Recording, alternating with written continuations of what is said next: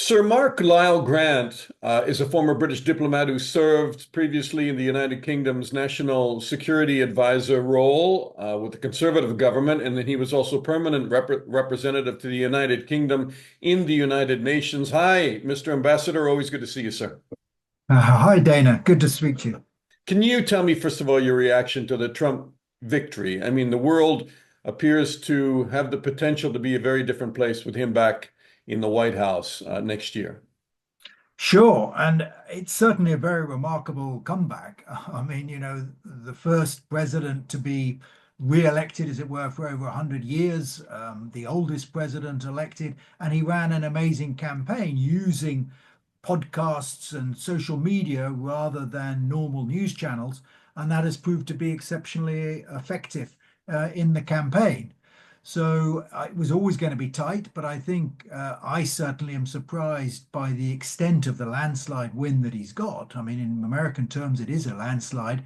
And the fact that it looks as though the Republicans are going to win both the Senate and the House of Representatives, that gives him quite a strong platform to implement his policies, both domestically and internationally. Let's talk about it. I mean, it's a blank check, people say, to have both houses, until there's an election 2 years from now. It looks like, he's on a long leash. It's not quite a blank check, though, Dana. But I mean, in the Senate, for much legislation, you need 60 votes, and he's not got 60 votes on the Republican side. So there are some things he wouldn't be able to do, but certainly, like he had it the first time, he had all the trifecta, as they call it, Yeah. first time round, as did Obama for the first 2 years. As you say, it's most unusual that survives the midterms. But it gives him a strong platform. There's no question about that. Europe is rattled. Would you agree, and why? Yeah, I think Europe is rattled. I think they'll be popping champagne corks in Moscow, probably less so in Beijing. And there's a deep concern, obviously, in Kyiv. But in Paris and Berlin, they are deeply worried because President Biden was a known quantity. He was enthusiastic about Europe and the European Union. Donald Trump, I remember because I was there, congratulated Theresa May on the fact that Brexit had happened and that Britain was no longer in the European Union. He hasn't a great love of alliances of any sorts. And so I think Europeans are very concerned both about the trade implications for Europe, but also obviously the security implications, given his sort of lukewarm enthusiasm about NATO. Okay, first of all, you and I are of the same generation. I believe we were both born in the 50s. I hate to admit it. We were born late 50s. So Yeah. let's just try to, I mean, if you can just wrap your head around this a little bit for me, because I have trouble navigating and figuring it out. I mean, this is a guy in any other campaign, Ambassador, who spoke about, eating people's immigrants eating people's animals, shooting through the media, comedians who talked about different islands of garbage. I mean, these were really political faux pas that would put a lot of campaigns underwater. What in the world happened that people just seem to want to vote for him more? And what does that bode well for Europe? I mean, European politics tend to follow these kind of things. Yeah, I don't think people voted for Donald Trump because of some of the wild things he said. I think it's probably more uh, in spite of that. I think there was a lot of nostalgia about the good times of the early Trump years where the economy went well, people not feeling good about the economy under Joe Biden. Probably not his fault. I mean, that was the sort of hangover of COVID as much as anything else. That was a big factor. Migration was obviously a massive factor, as it was in the UK elections as well. And I think they feel that his slogans of America first, end all the wars, stop the migrants, they cut those sort of slogans cut through in a way that Kamala Harris didn't really cut through with her messages. She didn't have as much time, obviously, to prepare as she might have done, given the way the campaign went. But, I think those are some of the key factors. And there are parallels in Europe. We've seen populist parties throughout Europe, in the UK with the Reform Party, but in Germany with the Alternative for Deutschland, in obviously in France as well. These populist right-wing parties are doing extremely well. It only translates into a huge victory in the United States because they have a two-party system. In Europe, we have multi-party systems, and that obviously complicates the election results. Mark, do you see this as an evolution of politics, or do you just see it as waves? Do you see is liberalism, liberal democracies, is their head in a noose, or you just see this as kind of, political change that comes and goes, and liberal democracies will surge, like waves on the beach, or the tide will go out again. It's probably something in between those two things, Dana. It is a wave, but I think it's quite a substantial and potentially long-lived wave. Really, for the first time since the Second World War, so sort of 80 years, I think the ultimate triumph, if you like, of liberal democracy and liberal economics can no longer be taken for granted. It wasn't that long ago where Francis Fukuyama was saying the end of history. It was the end of communism, and the victory of democracy. I don't think you can say that anymore. 75% of the world's population now live in countries that are not democracies. And that rise of nationalism and populism is on the increase. And certainly Donald Trump has been not just a beneficiary of it, but a driver of it. But we've seen it in many other countries around the world, including in Europe, in places like Turkey and Hungary in particular. So I don't think it's a sort of short-lived wave. I think it's a longer move away from that Washington consensus that has governed international relations since the Second World War. And that is of great concern, I think, to liberal democracies in Europe in particular. Autocracies incorporated as the title of one of the new books I'm reading right now. Let's talk about NATO.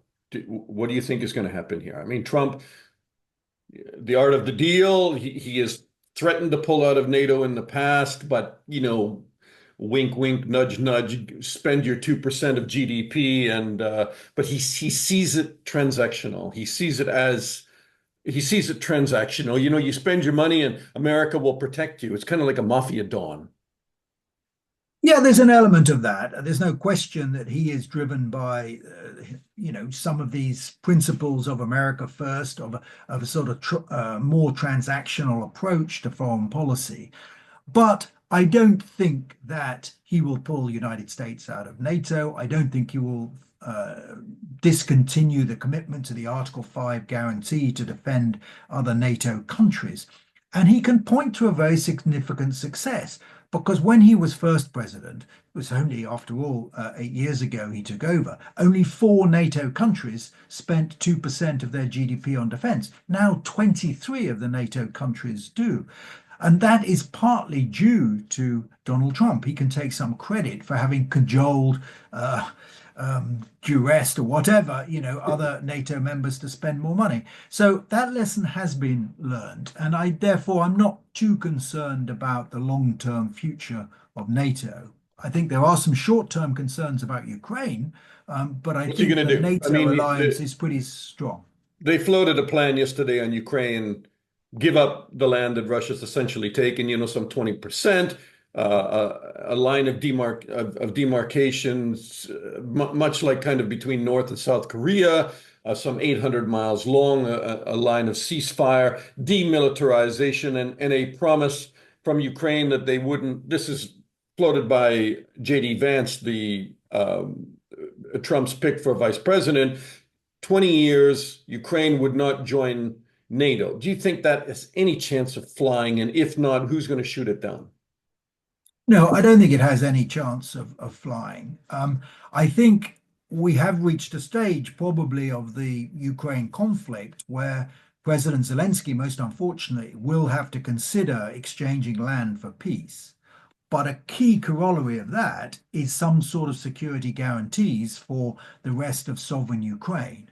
And that means you can't wait 20 years for Ukraine to be able to join the European Union or NATO. I think if on the one hand you did give up some of the land that Russia now occupies, including Crimea and the Donbass, but you gave those security guarantees, then there might be some scope for a deal. And of course, that is what happened with Korea, because America did give South Korea that security guarantee. And I think Zelensky, at an absolute minimum, would require that. So I don't think the J.D. Vance ideas will fly, certainly not in Europe, and 100% not in Kyiv. If Trump cuts off funding to Ukraine, uh, what will Europe do? Because a lot of countries, they have a lot at stake. I mean, they're on the border or close to Russia. So what are they going to say? And can they go it alone in terms of supporting Ukraine and keeping that war going? Well, they can certainly go it alone up to a point, but not to the extent of allowing Ukraine to win this conflict or even to delay it very significantly, because the numbers that the Americans have provided in terms of military equipment is very, very significant. And with the best will in the world, the Europeans can't backfill for that. They simply don't have the military hardware available to be able to give to Ukraine. But we shouldn't forget that President Biden still has 2.5 months to go of his presidency. Not all the $60 billion worth of military aid that's been endorsed by Congress has yet been delivered. Mhm. And it is at least technically possible for Joe Biden to release some of the shackles that he has actually put on President Zelensky in prosecuting this war over the next 2.5 months in order to put Ukraine in a better position to face a negotiation when Donald Trump takes over in January. I find it pretty hard to believe that Biden would suddenly step up and say, go ahead and use long-range weapons inside Russia. I think it's unlikely. I think he should. And this is an important point on Ukraine is that, it's not as though the President Biden administration has been fantastic for Ukraine. It's provided Ukraine with enough ammunition and weaponry to avoid losing, but not enough to win, and with huge suffering that they've undergone as a result. So I agree with you. It's unlikely, but all I'm saying is that it is possible. And I think the British and other European governments would love that to happen. Last question to you, and it's going to be the most complicated and the most difficult to answer in a way. Putin spoke yesterday. It was a long, long, diatribe at the Valdai Club, which he does annually in Russia. And he sort of spoke about, quote unquote, these 2 decades have not just been filled with important, sometimes dramatic events of a truly historical scale. Before our eyes, a completely new world order is being formed, unlike what we know from the past. For example, the Westphalian or Yalta system. New powers are rising. Peoples are becoming more and more aware of their interests, their self-worth, identity, and increasingly insisting on achieving goals of development and justice. This coming from a guy who has invaded another country, um, and wants to turn the clock back. He talks about going forward, new era, new world, but he wants to take Russia back to dominating, the near afar, the near abroad. What is this KGB doublespeak, or what is this all about?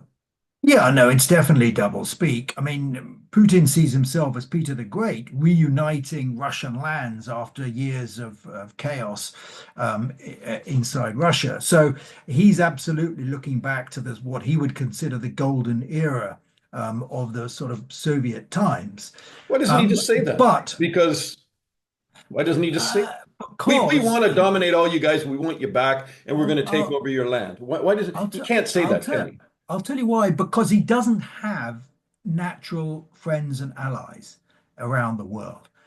In contrast to that, China does. And so he's trying to talk the language that China has been talking, because President Xi is precisely saying we need to get away from this unipax, the unipolar Pax Americana we've had since the Second World War. We need a new world order, with justice and fairness and more Chinese characteristics. Now, Putin is trying to tap into that because China and Russia, despite all the tensions between the two countries, um, have a joint interest in upsetting American leadership around the world. So they are coming together in a marriage of convenience, and Putin is beginning to use some of that language that Xi would resonate with and resonates more widely, let's be honest, in places like India and Brazil and South Africa and some of these developing countries who feel that they haven't had a fair share of the pie in this global construct that was built up after the Second World War. So he's talking that language, but in his heart, he's absolutely a revisionist, trying to take Russia back to the glory days when it was a glorious country. We mustn't forget that Russia is a declining power with a falling population. Its economy is only 12% of the economy of China and about 60% the economy of the United Kingdom, very narrowly based. So it's not a great power anymore, but he harks back to the times when it was one of the great powers. So Mark Lyall Grant, always good to talk to you, Mark. Thank you so much, Mr. Ambassador. Have a great weekend. Thank you, Dana. Thank you.